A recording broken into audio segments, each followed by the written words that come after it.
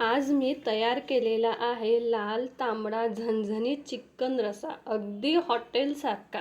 तुम्ही पण नक्की करू शकता. तर बेसिक मसाल्यांपासून मी चिकन रस्सा तयार केलेला आहे. आलं लसूण पेस्ट, त्याचबरोबर कांदा, धने आणि खोबऱ्याचा मसाला आणि काही बेसिक मसाले टाकून तयार केलेला आहे मी 20 मिनिटात मस्त चिकन रस्सा.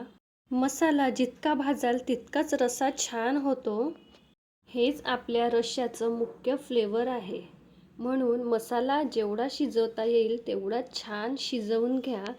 मसाल्यामध्ये चिकन टाकून 10 मिनिट छान झाकून शिजवा. जेवढं झाकून शिजवाल तेवढं चिकन पटकन शिजलं जाईल आणि फ्लेवर पण छान येईल. चिकन शिजून झाल्यावर मस्त कोथिंबीर टाकून सर्व करा. व्हिडिओ आवडला असेल तर लाईक आणि सबस्क्राईब करा.